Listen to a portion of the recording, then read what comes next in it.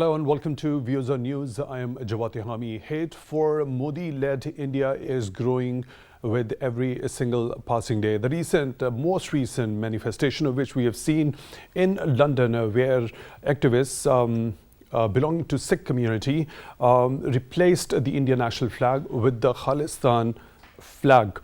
Now, this particular thing has been condemned by Indian authorities, and it has urged the authorities in London to take action against the perpetrators, allegedly so. And then we saw the activists of the same community also demonstrating before the Indian consulate in San Francisco in the US. Also, similarly, this condemnation by the Indian authorities for the same protest. Also, they have protested to the American authorities to stop activities of Sikh community. In the past, we have seen the Khalistan movement that demands a separate homeland for Sikh community from India has gained traction, with a referendum in different parts of the world happening, which has also been condemned by Indian authorities. But we have seen some sort of a different response from certain authorities. For example, when we talk specifically about Canada, which deems it to be the right of free expression and speech. At the same time, we have also seen law enforcement are searching for Amritpal Singh, who is head of the Waris Punjab. He has expressed support for the separate Sikh homeland repeatedly. Now, police have arrested during his search 114 other supporters of him, also shutting down the mobile and internet services. At the same time, now we have seen tensions between the extremist Modi-led government in India and the Sikh community have been growing in the recent past over the worsening situation of human rights of the Sikh community. We'll be talking about the Khalistan movement that is gaining traction every single day, and how the Indian authorities are trying to deal with this particular movement. We are honored to have been joined in the studio by Mr. Javed Siddiq. He's senior journalist. Mr. Javed, thank you very much for your time, for being with us on Views on News tonight. We really appreciate that. And in the studio, we are honored to have been joined by Brigadier retired Shahid Jagir. He's senior analyst. Brigadier Jagir, thank you very much for your time, also for being with us on Views on News tonight. We really appreciate that.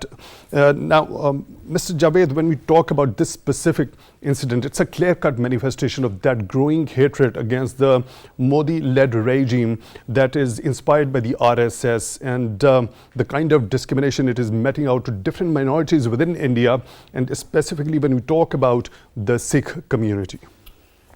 Yes, I think we need to trace the background of what's happening to Sikh community in India. After the partition, the Sikhs were assured that their civil rights, that their fundamental rights and the civil rights will be given to them. And that is the commitment that was made to the Sikhs by the founding fathers of India like Gandhi and Nehru. But they backtracked on these commitments, and we saw the growing discontent in the Sikh community, and which led ultimately to 1984 operation by the military, Indian military, against the Sikh leaders who were actually leading the movement against the Indian government, Indian fascism against the Sikh community. 1984 Operation Blue Star will be remembered in the history of India as the most brutal operation conducted and unleashed on the Sikh community in India. And the roots of that discontent, which we now witness in India, is basically can be traced out to that incident. And now it is a widespread. The Sikh discontent and their anger against the Indian government, and particularly the Modi government, which is worldwide known as a fascist government, is basically responsible for basically inflaming the sentiments of the Sikhs in the current era. So, as you have mentioned in your intro, that in UK, in Canada, in US and Australia, the Sikhs are active, and they have held referendum basically demanding a separate homeland of Khalistan for them. And this movement is not going to die down, and it will grow, and the Sikhs, more and more young Sikhs are basically joining this movement. And I think that Modi's fascism, Modi's crackdown on Sikhs, as you have mentioned here, that in Punjab, East Punjab, a crackdown has been unleashed against Sikhs. The uncle of Amritpal Singh, Harjeet Singh, was yesterday arrested from his house, and hundreds of people, Sikhs, have been arrested who were actively participating in this movement. So I think with the passage of time, this is going to grow. It is not going to die down. Brigadier Jagir, your take regarding this particular manifestation of anger and that sort of a hate that is simmering in the Sikh community overall, worldwide, replacing the Indian national flag in the Indian High Commission London with the Khalistan flag. Look, Bismillah ar-Rahman ar-Rahim. Sikh, there are 21 million Sikhs, about this figure in India, which constitutes 1.7% of the population of India, and probably they are after Muslims the biggest minority in India.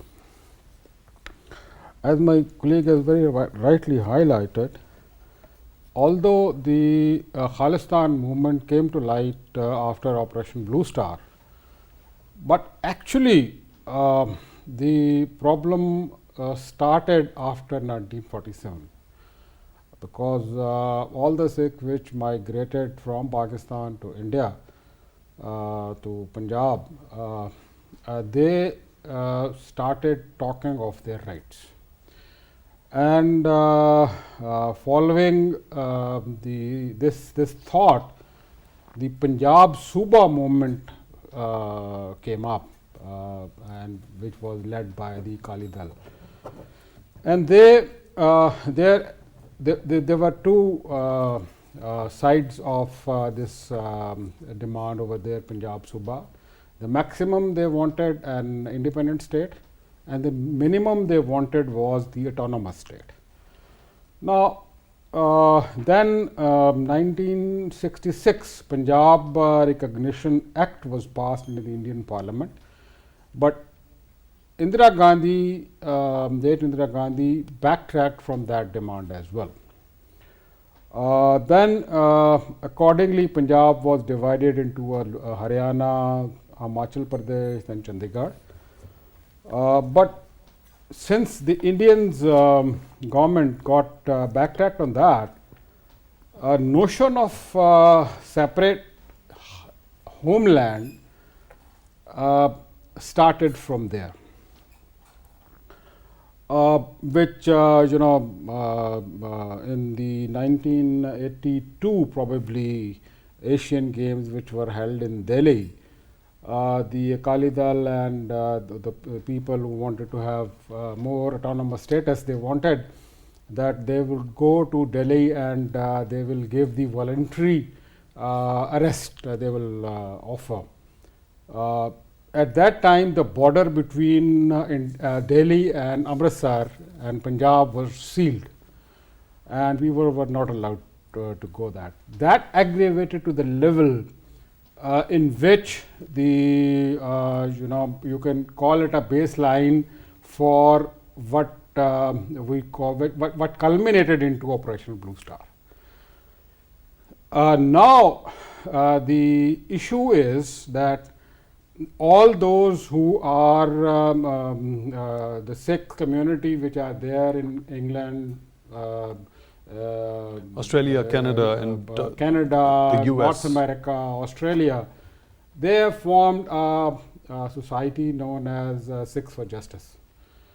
They want that they should hold a referendum and then should go to the United Nations Security Council and ask for their right as per the UN Charter and the rules of the New World Order.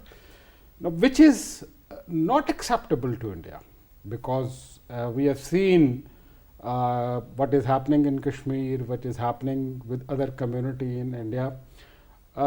Worst to worst, at the moment the Sikh, when they get married, they are supposed to either registered as a married couple as the Hindu, under the Hindu laws, or as they call it uh, uh,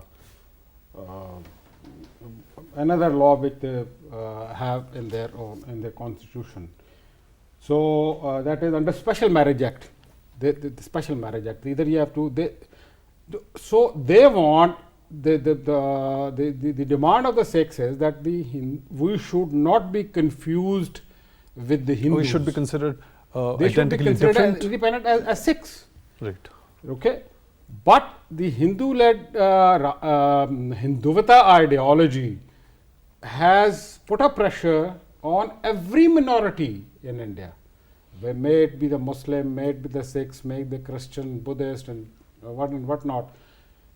Under the present circumstances, they feel it very urgent, the need of the hour, to have their autonomous status. So why? What makes the Indian authorities to consider the Sikh community from within their own? I mean, why not a separate identity is being given to Sikh community? What keeps the Indian authorities from them? It is just because as at the present Modi government, they although they call themselves as a secular state, but they are not a secular in their conduct. They think that India is only for the Hindus, and the majority have no right. Minorities have no right. You know, Nepal is the only Hindu state which is declared Hindu state. You don't see any problem over there. So it is not the problem of the religion. It's the problem of the ideology of a particular political party that they are propagating. They are trying to take the advantage of the geopolitical situation which is present over there, and because of which India is having an importance and feeling an importance in the geopolitical stakes. So that's why they want to have, you see, the referendum which happened in Australia. There were reports, media reports, that it was cyberly attacked by Indian hackers, and the polling could not be completed. It was late, and people were unable to cast, all the people, those who came over there to cast the vote, were unable to do that. Right. Because Jagir, there are a number of other dimensions I would like to discuss with you. Let me bring in another participant in the show, Mr. Manpreet Singh Khalsa. He is joining us on the phone line from the UK. He is General Secretary, World Sikh Parliament. Mr. Manpreet, thank you very much for your time, for being with us on Views on News tonight. We really appreciate that. And now replacing the Indian flag with the Khalistan flag in the Indian High Commission in London. What's your view regarding that? Thank you very much for having me. The thing is, what's been happening in Punjab at the minute is absolutely appalling. A media blackout has been done. People's phones aren't working. And they are after every Sikh youth who is active and who wants justice. So, I mean, I absolutely justify what happened in London. I mean, if you do that to someone, this is going to happen. This is bound to happen. So, India has created this situation for Sikhs, and there will be some retaliation to it. So, replacing the flag or whatever, this is all people's sentiment. This happened on the 26th of January in Delhi, and people raised their flag over there, and they made a hoo-ha about it. But the thing is, if you rip people off their identity, if you rip people off their basic human rights, this is bound to happen. So Mr. Manpreet, why do you think the Indian authorities, especially the Modi regime, doesn't seem to realize the gravity of this situation? This is the second instance that you are mentioning over here, the replacement of the Indian national flag, now this time outside the country. I mean, the gravity of the situation, they never realize until the water has crossed their head. This is what happened with the farmers' protest. I mean, people were gathering there outside Delhi in large numbers. They were doing nothing about it. And then once their internal reports came in that there is actually, dissent in people, the people, they're not national anymore. They don't feel safe, that their identity is safe within India. Because as you were mentioning just before taking me on, India displays itself in front of the international community as a secular, democratic, world's largest democratic nation and blah, blah, blah. But essentially, it's a Hindu nation. I mean, if we go back to 1947, if they could have promised to people that they are not a secular nation, at that time they promised a federal structure, a union of states. But if they could have said this in the first place, that they are actually going to create a Hindu state, then the 523 princely states could not have ascended to India. They should not have, signed the document of accession. I mean, the Sikhs would never in the first place could have gone with them. I mean, we were basically just got fooled by the idea of this secular nation, and now we are paying for the consequences. Our genocide happened. Golden Temple was attacked. In India, we were ripped off our identity through the constitutional laws. And never to mention, what happened with Kashmir. We all know. The whole world knows. India in last year has basically, media blackout and the telecommunication cutoff has happened nearly about 82 times, nearly half of the total media blackouts in the whole world.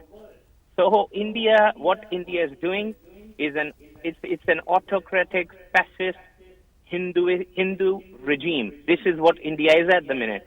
And if you carry any other identity with you, Sikh or Muslim, I'm sorry, you're not safe in India anymore. Right, Mr. Manpreet, replacing this Indian national flag at the Indian High Commission in London, what sort of a message, as you already mentioned that Indian authorities claim themselves to be the largest secular democracy in the world, now what sort of a specific message this particular replacement of the Indian national flag with the Khalsa, Khalistan flag sends out to the world community in general? In general, the thing is, our message to the world community is through our referendum. We are doing a referendum. We've done this in London. We've done this in Canada. We've done this in Australia. We've done this in Italy and Geneva and Austria. And we've had absolutely phenomenal results. The amount of people has voted in these referendums, the amount of crowd support that they have shown, and every Punjabi, and everybody thought that there are a handful of people who want Khalistan. And now the narrative is pretty clear. Every Sikh, every Punjabi wants Khalistan. Now replacing this flag, first of all, this thing is not accurate. They did not replace the flag. They basically, the protestant, one of the protestants was so angry that he ripped off the string and pulled the Indian flag out. And that Indian flag was then basically took over by one of their security personnel. And he was just waving his flag in his hand. So he did not replace anything or anything. But the message is very clear. If you will rip our people and their basic human rights, this will happen to you. Your identity will not be secured until you keep other people unsafe. And this is happening, and this will happen again, because people are not feeling safe. They don't feel that their brothers and sisters are safe back home. You tell me, you're a Muslim yourself. You ask yourself, are your Kashmiri friends safe in Indian occupied Kashmir? No, they're not. Are my people safe back home in Punjab? No, they're not. We're clearly seeing, why does these media blackouts never happen in UP when their chief minister, Adityanath Yogi, says, rape Muslim women out of their grave? This is what he says. He intimidates people with genocidal impulse. He intimidates people with his hate speeches. No telecommunication blackout happens there. No telecommunication blackout happens in Delhi when they intimidated Muslims living in Delhi peacefully after the abrogation of Article 370. No media blackout happens in Gujarat when there were riots there, when there was a genocide there. So what I mean to say is, why is this happening to people of Kashmir and people of Punjab? Because we are fully aware that we have been ripped off by India, ripped off for our identity, our basic human rights, and that's why we know it now. That's why it's happening to us. Right, Mr. Manpreet, we have seen different sort of reactions coming from different governments or different countries. Now, when we talk about that referendum, there was a response by the Canadian authorities considering that it is exercise in freedom of speech. Right. So when we talk about this particular incident of replacement of this particular flag, now there are authorities in the UK who have condemned this particular acts. How do you see this particular? Do you consider a different understanding on the part of different authorities in various countries to this particular movement in general? See, India has tried to block the referendum in UK. They've tried their level best to block this in Canada and then in Australia. But everybody's bluntly denied that this is some basic human right. Now we can't relate these two incidents. They're very separate, but yes, they're same in the way that the feeling underlining the whole situation is the same. That we feel unsafe.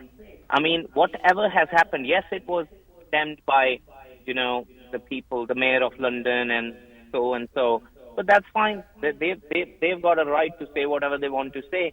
But in terms of our freedom movement, in terms of the referendum, these countries have bluntly blocked India's, pressure to say that they should not carry out referendum. They should not allow people to vote in Khalistan referendum. They've completely denied that. No, this is a blockage of human rights. India needs to realize and get some sunshine and go outside and see. Basically, it's not India. It's not some 18th century facade that you can just block people giving their expression or giving their political opinion. It's not the same world anymore. So India needs to wake up to this reality.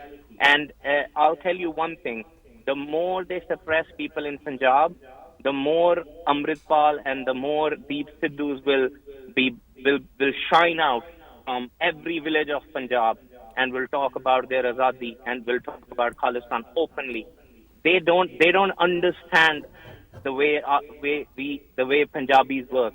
The more you suppress them, the more reaction they will give, and this is what's going to happen.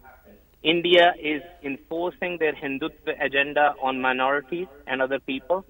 We will never take this. We will never accept this, and this will be retaliated each and every day. Right, Mr. Manpreet, please stay with us. Let me go to Mr. Javed Siddiq also. Now, you were mentioning about Operation Blue Star. That shows the violation of the sanctity of the worship, places of worship in India. But when we see that didn't happen under the government or the regime of the BJP at that time. It was under the Congress rule. So no difference in treating the minorities when we talk about Congress and BJP. Are they similar in their treatment towards different minorities in India? I think the wheel of secularism that India was wearing on its face at the time of partition is off the face now. And the world has seen the degeneration of that mantra of secular government, the largest democracy in the world, a secular government, a secular constitution. That was all false. And gradually the world has seen the real face of Indian leadership. And hats off to the founding fathers of Pakistan, Quaid-e-Azam Muhammad Ali Jinnah, who had actually read the real intentions of the Hindu leadership back in 40s. Mrs. Sarojini Naidu, a great historian, she said that Quaid-e-Azam Muhammad Ali Jinnah was the ambassador of Hindu-Muslim unity. And he had to abandon that stance because he had read the real intentions of the Hindus, and he demanded a separate homeland for the Muslims of the subcontinent. Similarly, I think the other leaders in India who thought that India would be a secular state, they supported this Indian government, but unfortunately the Indian government didn't live up to those expectations. And the Sikh community, which was actually hoodwinked by the then Hindu leadership that they will be a part of India, that all their rights, religious, civil rights will be protected under the secular constitution of India. That did not happen. So gradually, the Sikhs. Why didn't that happen? Where exactly? Because they were betraying these communities living in India, Sikhs, Muslims, Christians, and you know you have seen the treatment that has been meted out to various communities in India. And recently, the BBC film, which has created a storm in India and elsewhere, it exposed Modi's face. What Modi did to Muslims in Gujarat, 2,000 Muslims were butchered. And when he is exposed now through this BBC film, he is very flared up and he is not going to accept that. And you know, the BBC offices in India have been raided by the followers of Modi. So Modi's face and the face of Hindutva stands exposed to the world today. So I think there are 12 separatist movements being launched in India today. The Sikhs, the Muslims, the Naxalbari, the Maoist, and the Assamese, they are all at war with Indian government, central government. You know, the doing away of Article 370 in Kashmir has also bred a lot of discontent, not only in occupied Kashmir, but elsewhere in the world. So Sikhs are also being suppressed following this 1984 Operation Blue Star. Sant Jarnail Singh Bhindranwala and his associates were brutally killed and murdered by the Indian Army. So the reaction has been there. It has been simmering since that time. And now it has spread all over the world. And the referendums that were held in Australia, in UK, in Canada are a manifestation of the discontent and the growing anger that we see in the Sikh community, not only in India, but elsewhere in the world. So, Brigadier Jagir, as you have heard Mr. Manpreet saying that if the Indian authorities are going to rip apart our identity, so that is what exactly is going to happen as a reaction, what has happened in London, and this particular movement is getting more and more force and traction with every single passing day. Any sort of a realization could it be expected from the authorities in India? And do you also consider similar sort of treatment towards all the minorities, whether it be Sikhs, Dalits, Muslims, or any other minority group, both by the BJP and also the Congress authorities? Look, I don't think there is a realization at the moment. At the moment, the BJP and the other political leadership of India, because of the geostrategic environment and role that the world power wants India to play, it has made Indian leadership, I would say, not less than mad in terms of the human rights violations, because they know that no pressure could be generated against them. But there is a ray of hope. You know, they Indian government try its level best to stop the referendum in England, and they tried their level best to stop the referendum in Australia, which the respective governments did not budge to that. That is an indication, that's a hope that the world community would see this as a human rights violations which are happening in India, not only of the Sikhs but of the Muslims as well. And the massacre which my colleague was referring in the backdrop of Operation Blue Star and after that, the Human Rights Watch has written a lot of reports on that. But so far, no pressure has gone on India. Then there is another very important aspect that I always say in my discussion, that Hinduvata, the world is looking at Hinduvata ideology in a very narrow perspective, thinking that this will remain only in India. Did Nazism remain till in India? Did Talibanism remain till Afghanistan? No. The similar is the case with the Hinduvata in India. This ideology has a background. The political motive of this is to convert India into a Hindu state, and all the non-Hindus to be either amalgamated as Hindus, or they should be suppressed in the way that there is no right they have as a human being over there. And this is what is happening.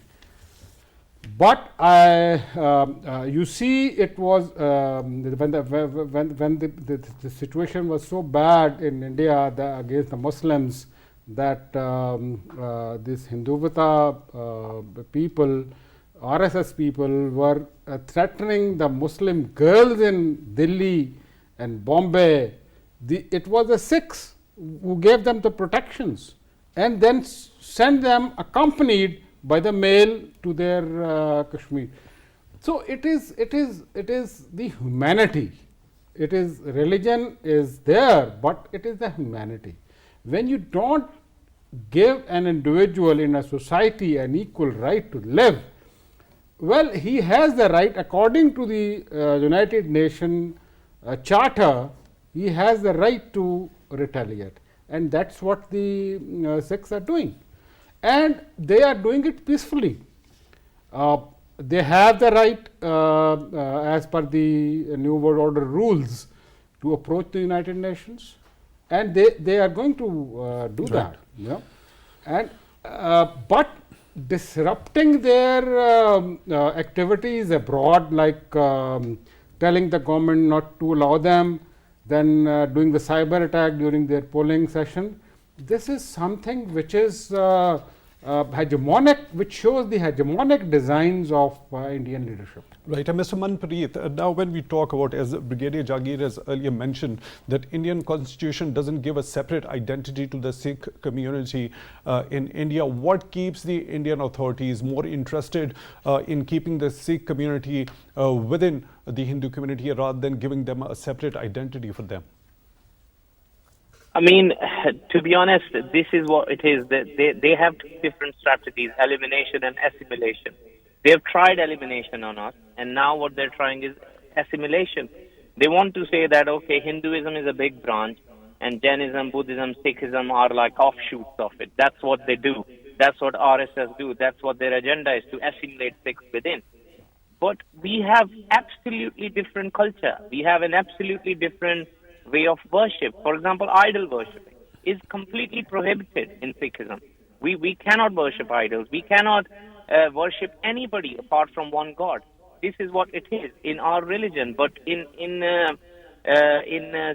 Hinduism, there are 33 crore different entities that they worship. So what I mean to say is, whatever they do, they can keep doing it. We don't have any problem.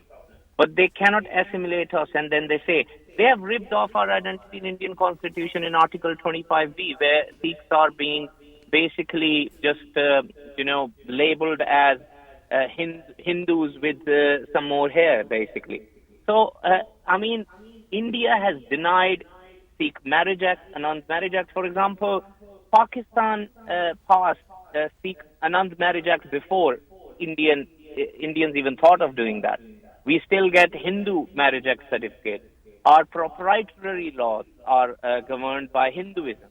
Our property laws are Hindu-based laws. Our succession laws are Hindu-based laws. So what else can you ask? We were, as one of your guests just mentioned, that we were promised. In 1934, Mahatma Gandhi came to Asisganj Gurdwara Sahib in Delhi and promised that any Sikh who is betrayed by us, they can grab our collar. That is never going to happen. You will get a separate state in North India and you can enjoy your freedom there. This is what was promised. And soon after the constitution was drafted, I don't think so, no Sikh signed it. And I'm telling you, this is not my word. This is the words of B.R. Ambedkar, who was the head of the Constitution Committee of this Constitution. He said, and I quote, in the Constitution Assembly in 1954, that this Constitution will never give rights to the minorities. if you allow me, I should be the first one to rip it apart. This is what he said. So what I mean to say is, because soon he realized what kind of, betrayal has happened to the minority, because he was himself was a minority group, belonged from a minority community. So he knows how people have been suppressed from years and years. And one of our honorable guests today have mentioned Muhammad Ali Jinnah. And I've read in this book that Muhammad Ali Jinnah actually told at that time our Sikh leader that you have seen these people when they are not free, but you don't realize that when they get their own country, you will realize what they will do to you. And now we've realized what happened in 1984. People will kill you, people will slaughter you, but nobody will have a nerve to dance around your dead bodies.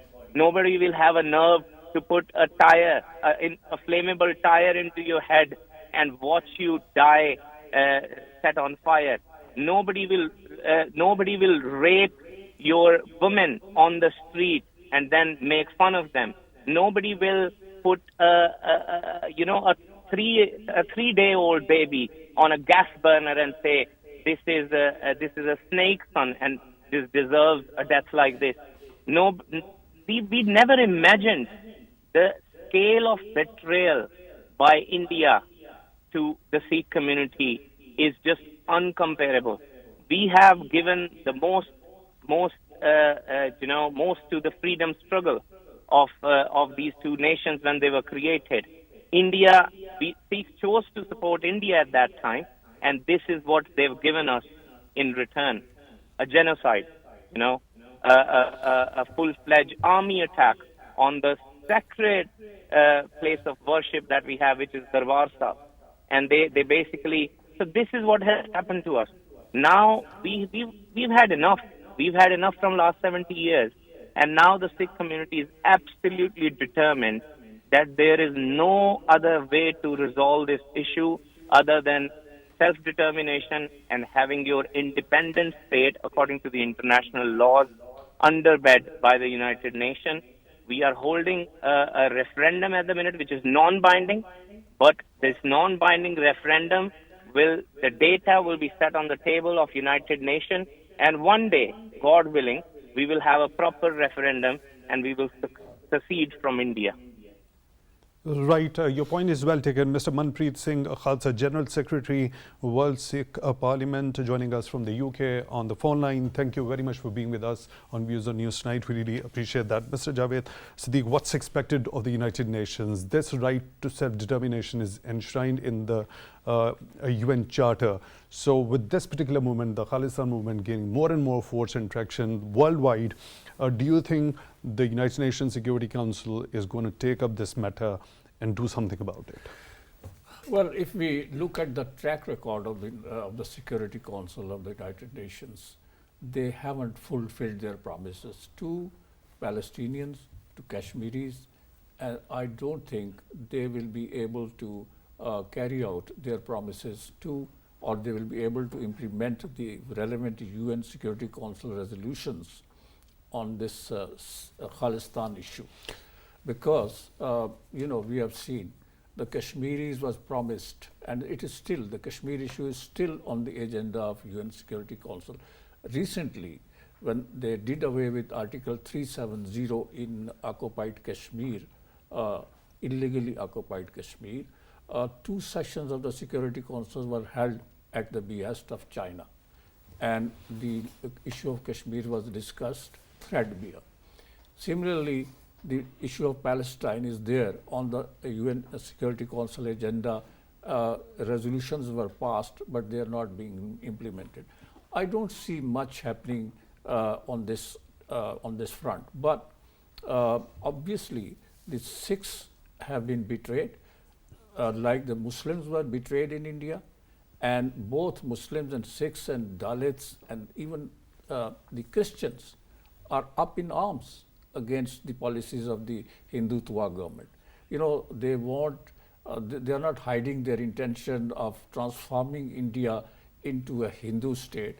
and basically suppressing other minorities, denying their rights, religious rights, civil rights to them, and ultimately, as our colleague in London has said, that the ultimate objective of the Hindutva government is to assimilate all the minorities, religious minorities, into Hinduism. And that is going to breed a lot of reaction, a very angry reaction against this exercise.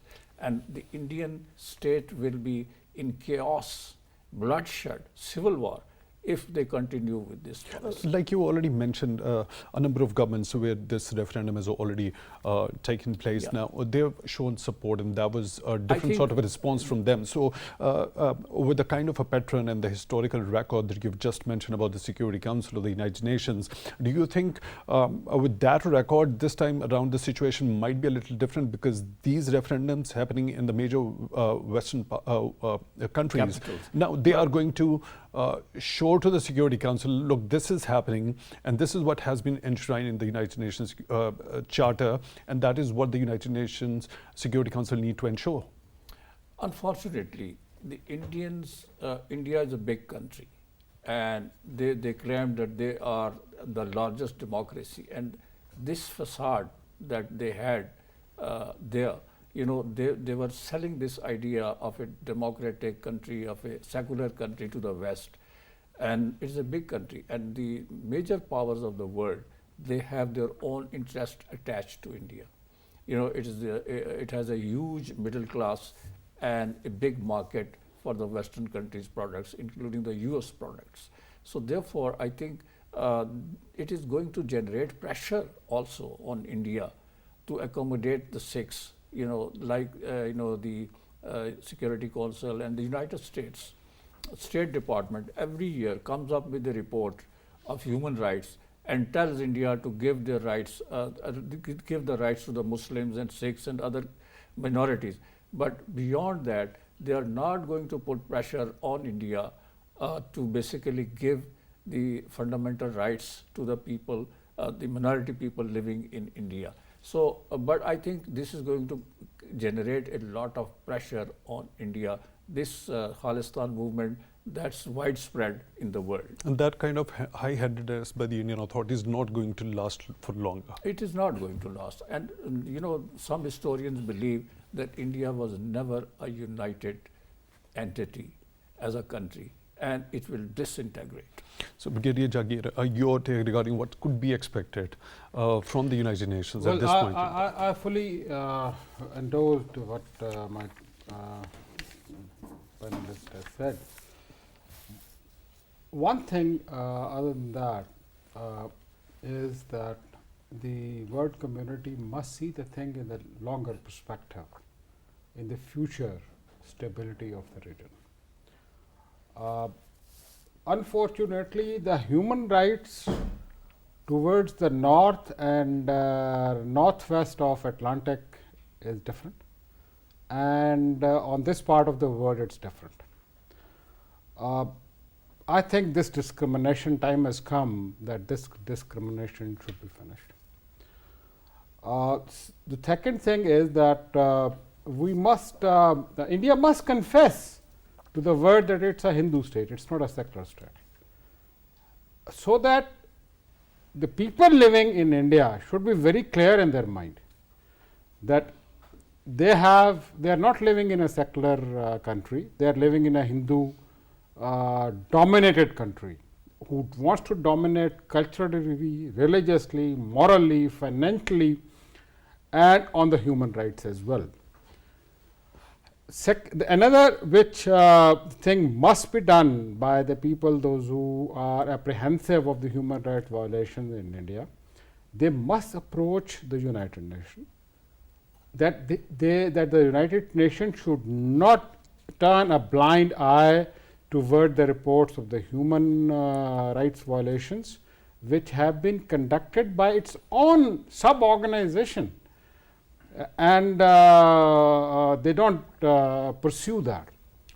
Similarly, International Court of Justice must be come forward and see the human rights violations which are being done in India.